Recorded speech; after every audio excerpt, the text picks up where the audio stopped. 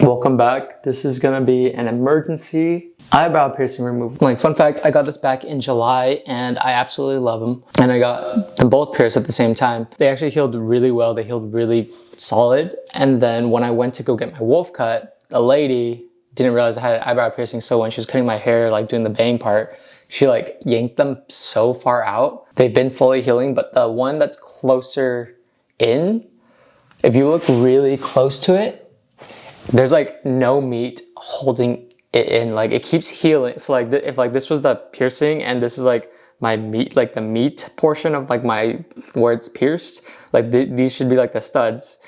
And as it keeps healing, skin is healing and pushing like the eyebrow out. And if you look really, really close to it, there's like nothing holding it in. Like, it feels fine. Honestly, it feels like perfectly fine, but you can see like the outline of the actual like metal now. I was kind of just waiting. I was kind of just like, let's just hope it's fine. It'll be okay. But I think I have to take it out. I'm actually, this sucks. Oh, so there we go. One piercing removed. Let's hope the other one just stays there.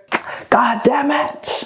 Dang, this sucks, dude. This sucks so bad. Like, I really didn't want to take it out. I think you'll like the noodles. It was fun.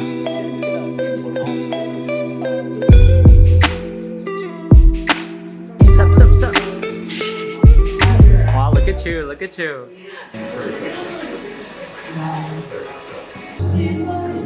Look at us, always working together.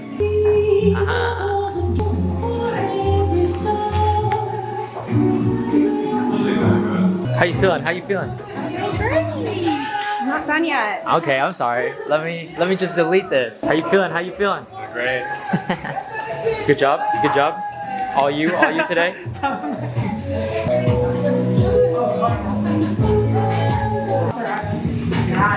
If your man doesn't buy you a Birkin bag, he doesn't love you. What's up? Just finished a PA gig with Lawrence. He had a campaign he was shooting today, a lookbook, a campaign. I don't really know the difference. I just kind of want to talk a little bit. That's one of the main reasons why I restarted the daily docs, is to chat, to talk, to vent.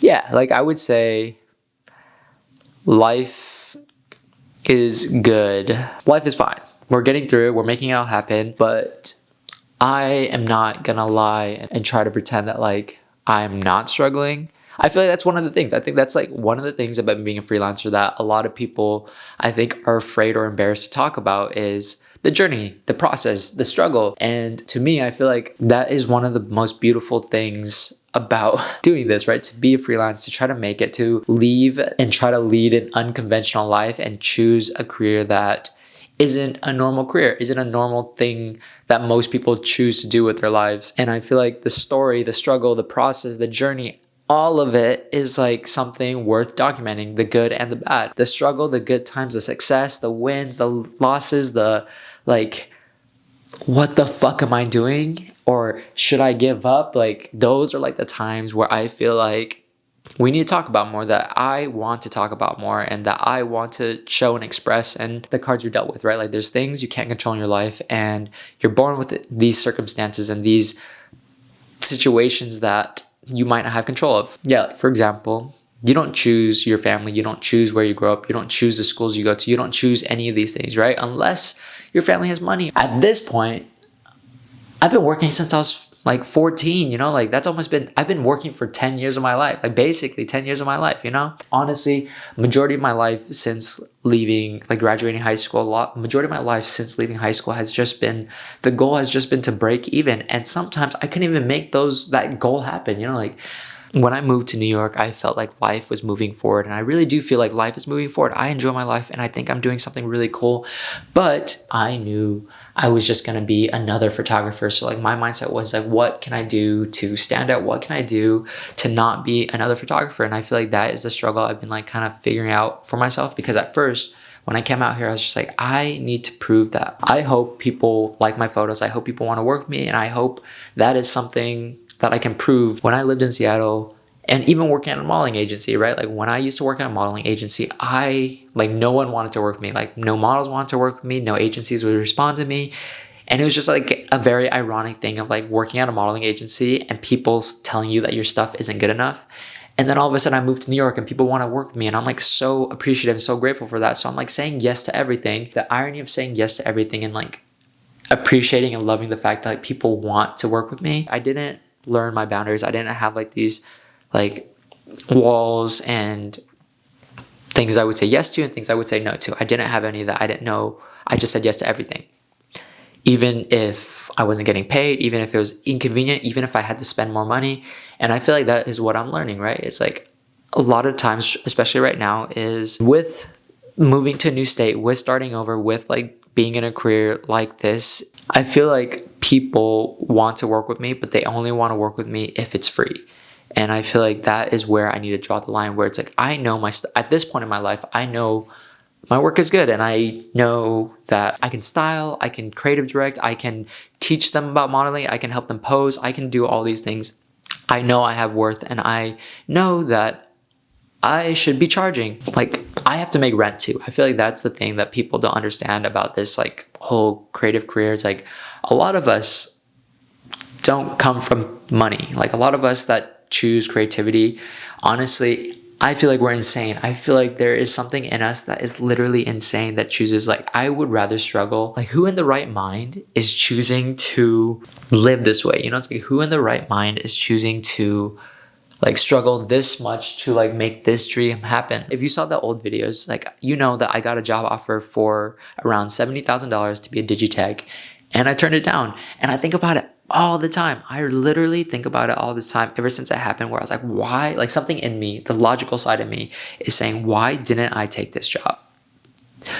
Like everyone in my life was telling me, why didn't you take this job? And I honestly, like, I know for a fact that I'm dumb for not taking the job. I know for a fact that it was stupid. And I know that like a part of not taking the job also means like, I can't necessarily say or complain about the predicament I'm in, right? Because I had an opportunity and I turned it down. But I think that's the thing, right? It's like, I'm gonna make it.